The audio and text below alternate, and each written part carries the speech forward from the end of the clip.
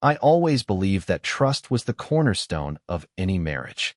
I had spent the better part of 15 years believing that my wife, Erica, shared that belief with me. When my mother, Helen, fell ill and needed constant care, there was no hesitation in my mind. I would work longer shifts on my remote oil field job to cover the bills, and Erica would stay home to care for her. That's what families do. They pull together when times get hard. But when I finally returned home after 8 months away, nothing was as I had left it. My mother wasn't in her bedroom or sitting in her favorite recliner in the living room. The house felt empty, unnaturally clean, and Erica greeted me not with relief or joy, but with a strangely rehearsed smile. That's when I knew something had gone wrong. Before leaving, I had made sure everything was set.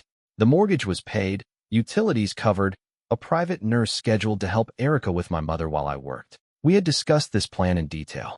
Erica agreed wholeheartedly, saying, "Don't worry about anything, Robert. Just focus on your job. Your mom will be safe with me." I remember the way her hand felt on mine when she said it. Firm, reassuring. I trusted her. 8 months is a long time to be away from home, but I've done it before. The job pays well, and it was the only way we could afford the medical expenses. I called every weekend, and Erica always told me everything was fine. Mom was resting, doing better, eating well. I never doubted her. Why would I? But now, standing in our quiet home, the first words out of my mouth weren't about hugs or dinner. They were a question I never expected to ask. "Where's Mom?" Erica's smile faltered.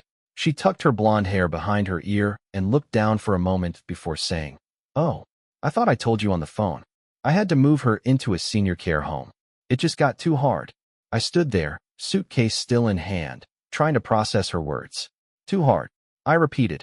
"What about the nurse we hired? She wasn't enough?" Erica replied quickly. "Your mom needed round-the-clock care, and I was overwhelmed. The care home is better for her. She's being looked after by professionals." Her voice was calm, but something in her tone felt off, forced, like she had rehearsed these answers. My gut told me there was more to the story, but after months away, I didn't want to start a fight the moment I stepped through the door. I simply nodded and said I wanted to see my mother. The next morning, I drove to the care home. I expected to see my mother in better shape, maybe surrounded by attentive staff, perhaps even thankful for the move. Instead, what I found left me speechless. Helen Lane has always been a fighter. Even in her late 60s, battling diabetes and arthritis, she never lost her sharp mind or her warm smile. But when I walked into her small room, she looked frail, thinner than I'd ever seen her. She clutched my hand and whispered, "Robert, why did you leave me here? Why didn't you come sooner?" Her words cut me like a blade. I knelt beside her bed, fighting to keep my voice steady. "Mom, I didn't know. Erica told me this was best for you." My mother shook her head slowly. "I never wanted to come here. Erica said it was just for a short time, but then she stopped visiting. The nurse only came a few times before she said she wasn't needed anymore." I felt abandoned. Every muscle in my body tensed. I wanted to march out of that room, drive home, and demand answers from Erica right then. But something in my mother's trembling hand stopped me. She didn't need a confrontation. She needed comfort. I promised her I would fix everything and bring her home. On the drive back, I replayed the last 8 months in my head. The calls, the updates, the money I sent. Thousands of dollars should have gone toward my mother's care, private nursing, medication, a comfortable life. But looking at that care home, it was clear little of that money had been spent on her. So where had it gone? When I walked into the house that evening, Erica was lounging on the couch, scrolling through her phone. Expensive-looking new furniture filled the living room, furniture I didn't recognize. She glanced up casually. "How's your mom?" she asked. "She wants to come home," I said flatly. Erica frowned. "Robert, you can't do that. She needs professional help. We're not equipped to handle her needs anymore." I didn't argue. I just nodded, hiding the storm brewing inside me. I had learned something important from years of working long jobs in unpredictable conditions. You don't act until you know every detail. And I didn't have the details yet. That night, I checked our joint bank account. In 8 months, Erica had withdrawn nearly $40,000 in cash. Large charges appeared for high-end restaurants, jewelry stores, and hotel bookings in towns she had no reason to visit. It wasn't just neglect, it was betrayal. I lay awake until dawn, staring at the ceiling, trying to understand how the woman I married could do this. It wasn't just the money. It was my mother, The woman who raised me alone after my father died, left to waste away in a care home while Erica lived lavishly. That morning, as Erica slept soundly beside me, I made a silent vow. I wouldn't just confront her. I would uncover everything, every lie, every betrayal, and make sure she and whoever she was spending my hard-earned money on would never again be near my mother or benefit from the trust one had once placed in her. And so, without a word to Erica, I began my quiet investigation. I didn't let Erica see even a flicker of suspicion in my face. If there's one thing I've learned working years on oil rigs, it's patience. You don't fix a leaking pipe by hitting it with a wrench. You watch, you plan, and you make the right move when the time is right.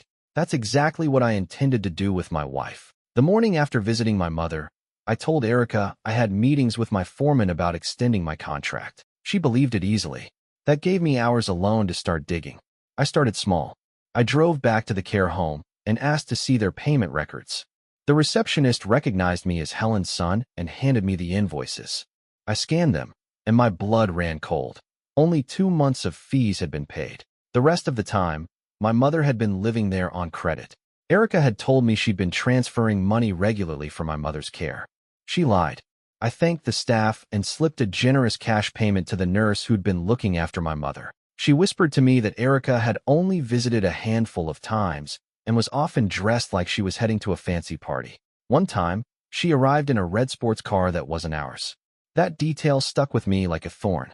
From there, I drove to our bank. I'd already looked at our account online, but I wanted to see the detailed records in person. With a few printed statements in hand, the story became clearer.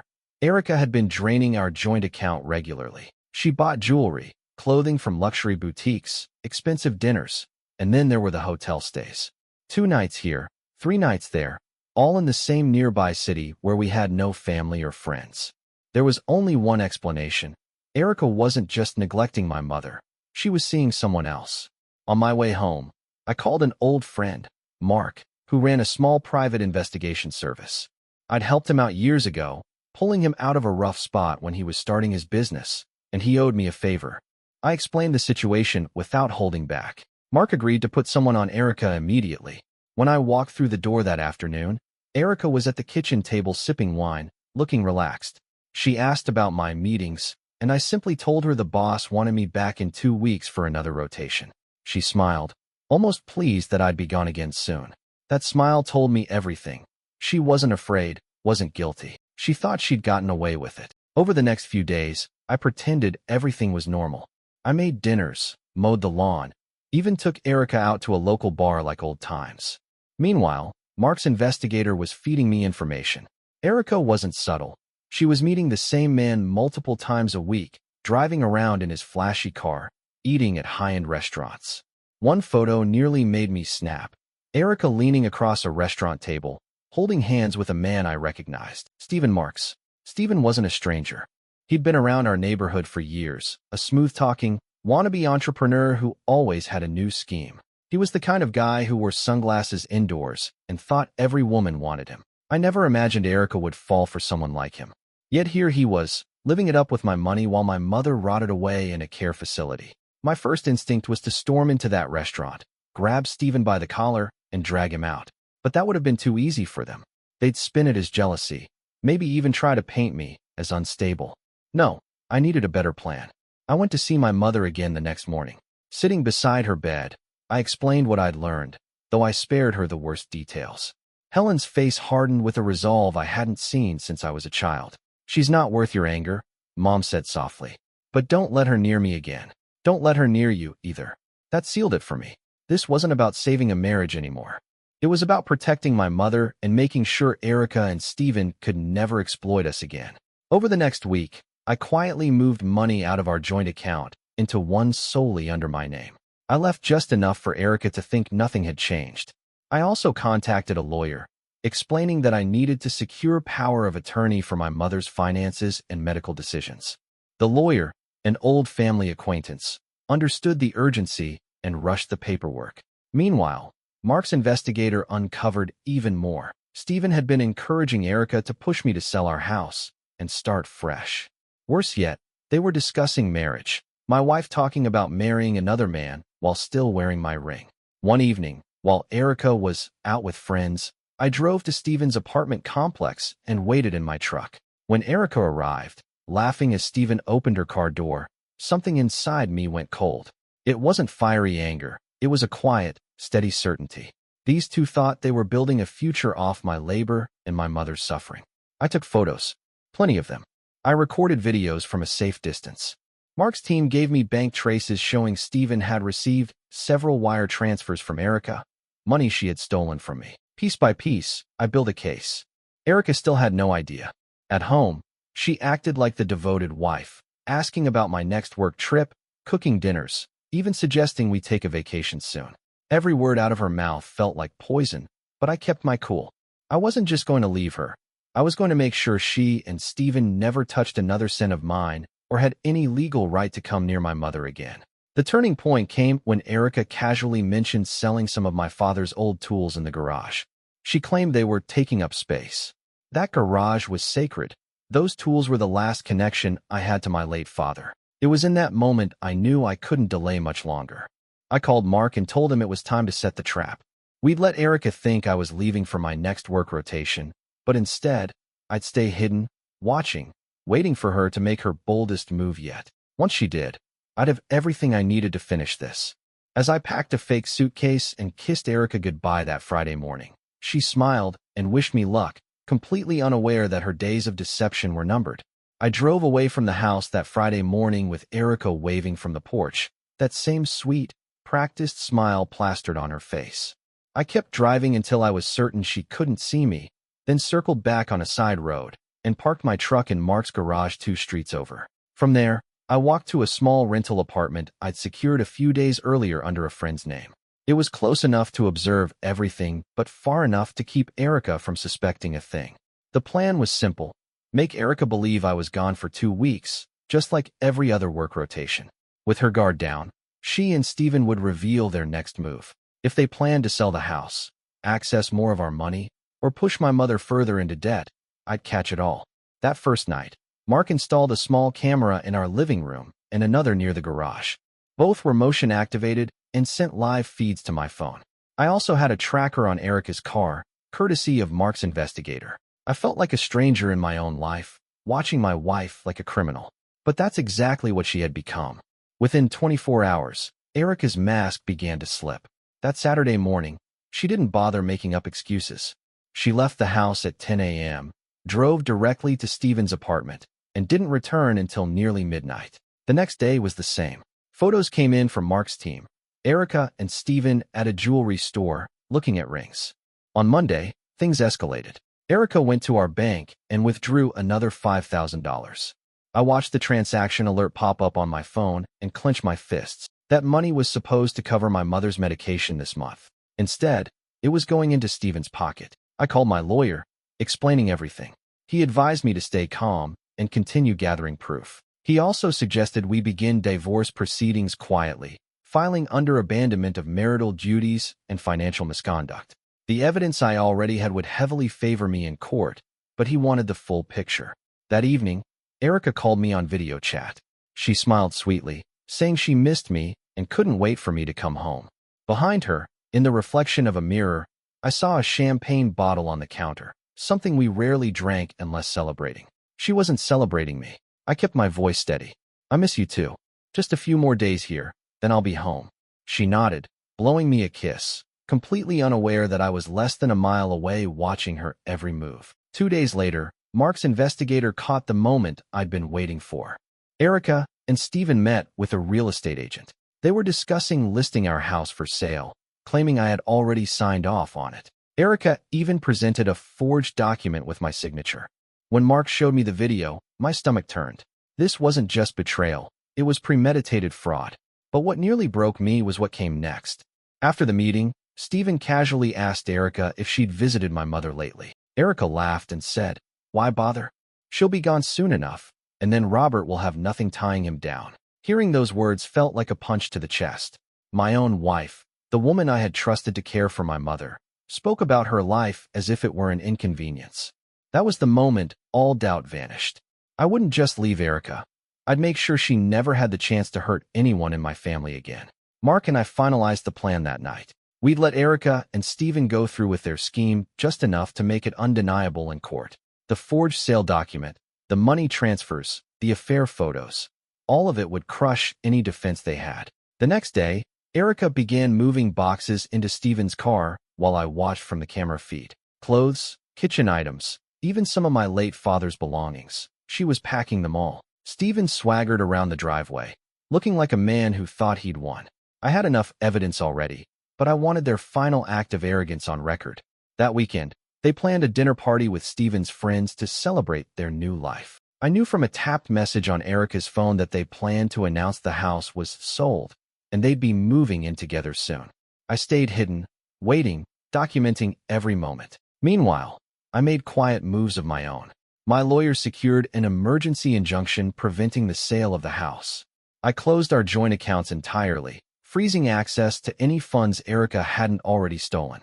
The power of attorney paperwork for my mother went through, giving me full legal control over her care.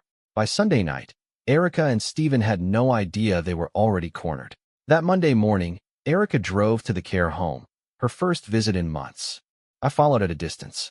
From the parking lot, I saw her walk inside, wearing designer sunglasses and carrying an expensive handbag. Later, a nurse told me Erica stayed less than 10 minutes, dropping off a small bag of toiletries before rushing out again. I couldn't help but think about my mother, lying in that small bed for 8 months, waiting for care that never came. My jaw tightened. This wasn't just a bad marriage, it was cruelty. That night, I called my lawyer and said, "I'm ready. File everything. Let's end this." But my lawyer suggested we wait just a little longer, long enough for Erica and Stephen to publicly celebrate their victory. That way, when the hammer fell, there'd be no coming back. I agreed. 2 days later, I got the final piece of evidence.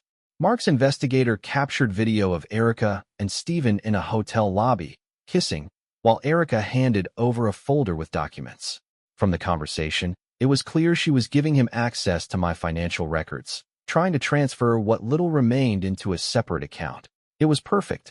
With those files, the divorce case would be airtight. I went to bed that night in the rental apartment with a strange calmness. This wasn't about rage or shouting matches anymore.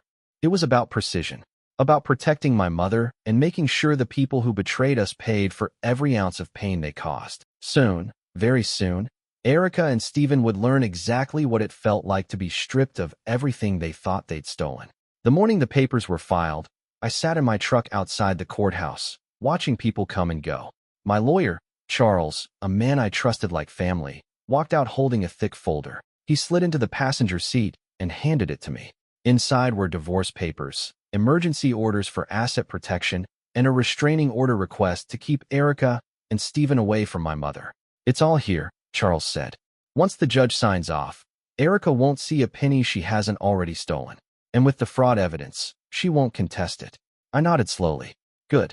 Let's make sure they can't wiggle out of this." Charles smirked. "With what you've given me, photos, bank statements, the forged house sale documents, witness testimony, Robert, they're done. We just need the right moment to serve her."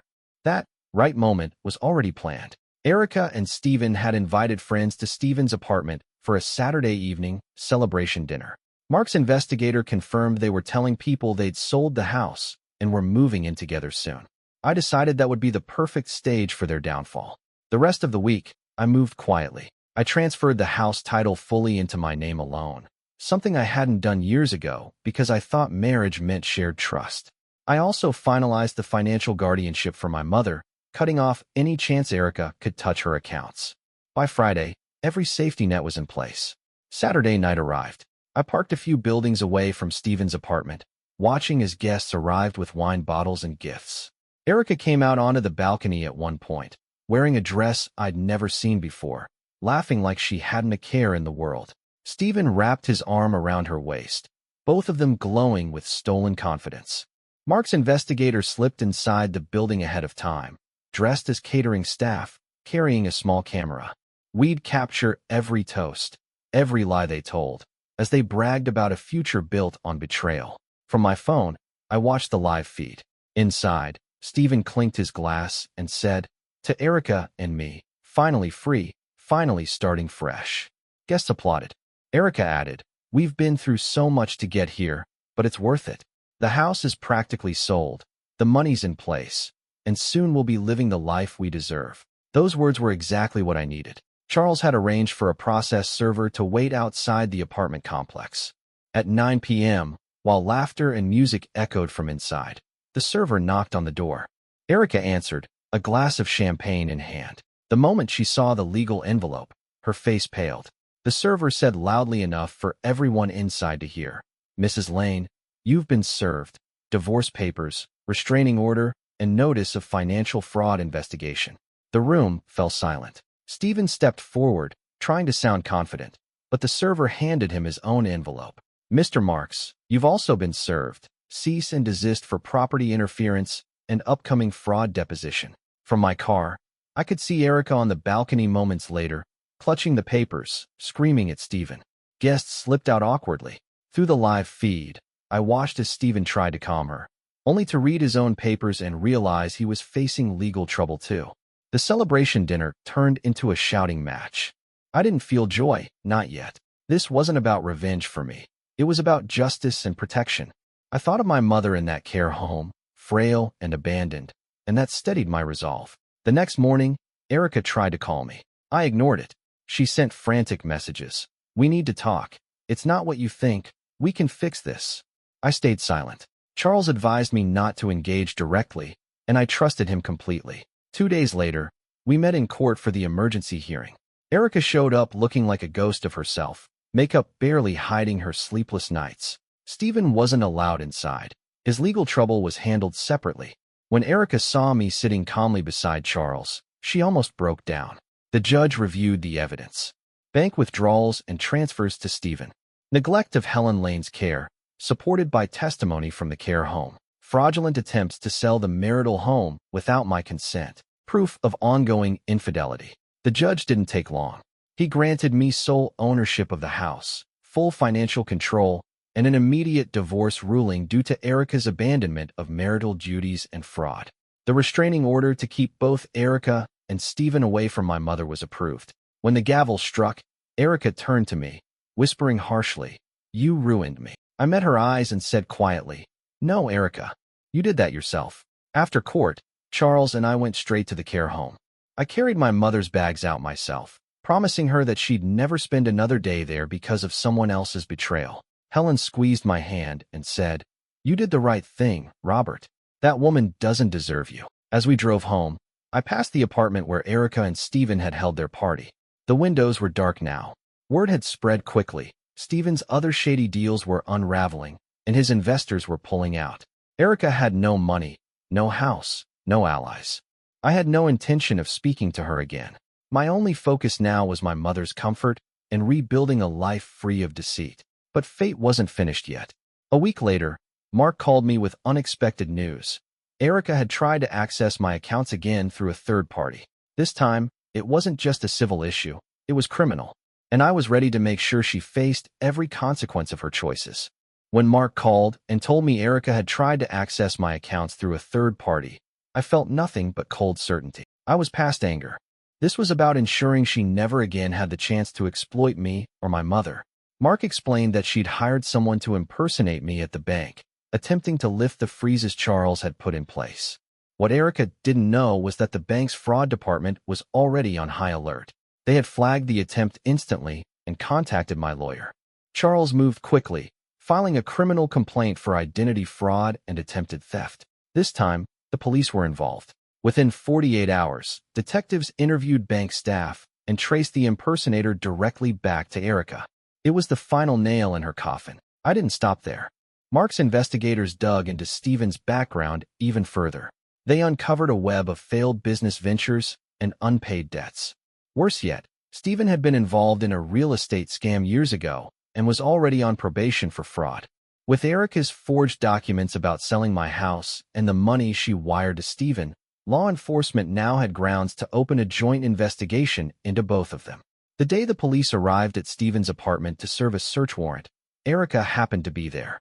Mark's investigator captured the scene from a parked car, officers leading Stephen out in handcuffs while Erica stood on the curb crying, clutching her purse like it could save her. She wasn't arrested that day, but she was listed as a person of interest. While their world was collapsing, Mine was becoming stable again.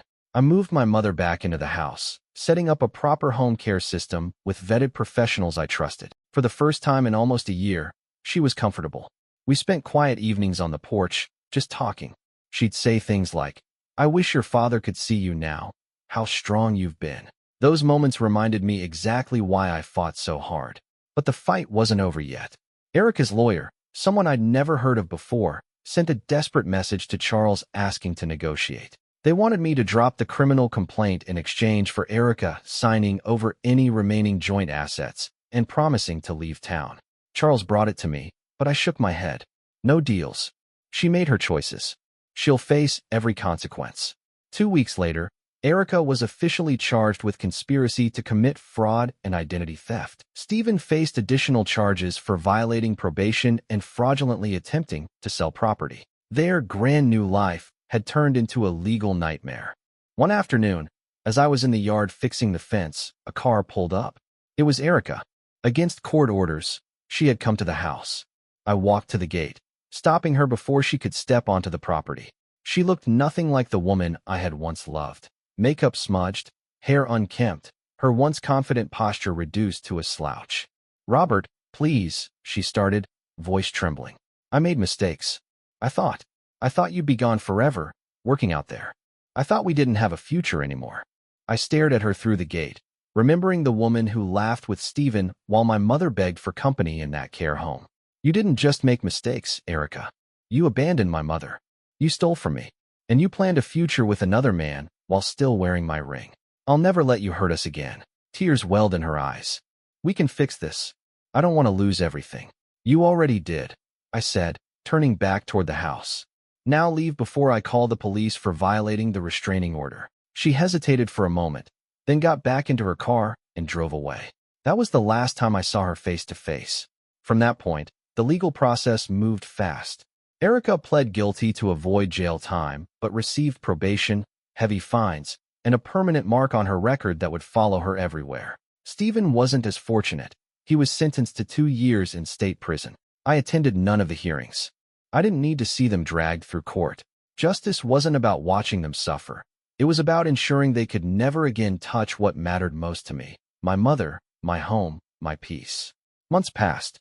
My mother's health stabilized. We rebuilt our lives slowly, quietly, but I made sure the legal protections stayed in place.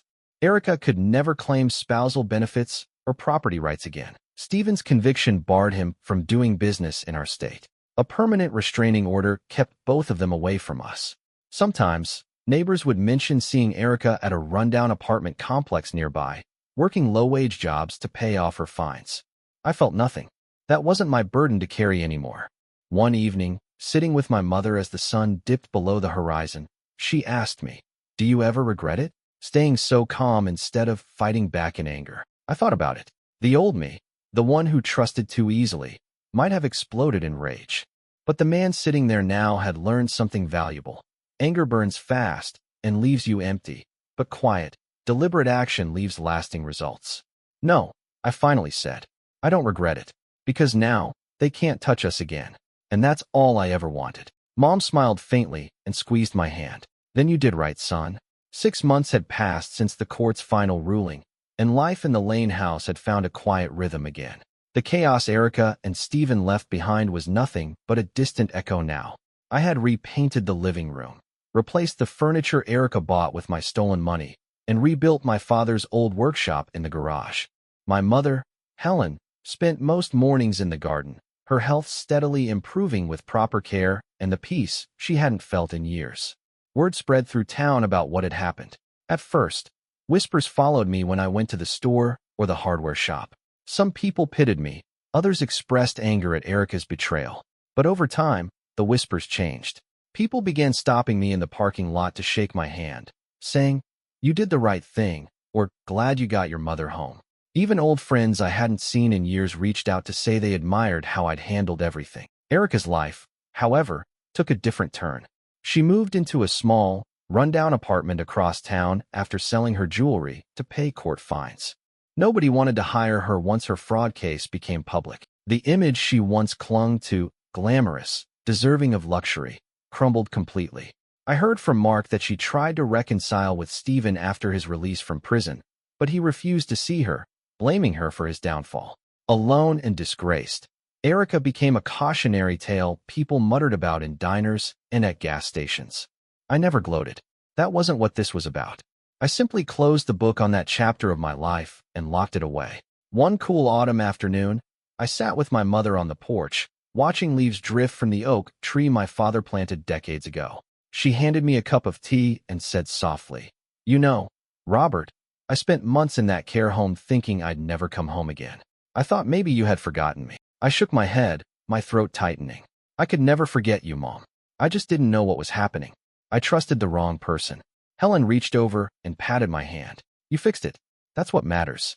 You protected me and yourself. That's what your father would have wanted." We sat in silence for a while, the kind of silence that feels like healing, not emptiness. Later that week, Charles came by with final paperwork closing the last of Erica's financial obligations. "It's officially over," he said, smiling. "She has no claim, no rights, no access to anything tied to you or Helen. You're free." I signed the documents without hesitation, feeling a weight lift off my shoulders. Free. That was exactly the word for it. As months turned into a year, I focused on what truly mattered, repairing my relationship with my mother, taking her to places she hadn't visited in years, and fixing up the house with my own hands. For the first time in a long while, I felt pride, not because I had won against Erica and Stephen, but because I had safeguarded my family and reclaimed the life they tried to destroy. One evening, while fixing the old swing set in the backyard, Mark stopped by.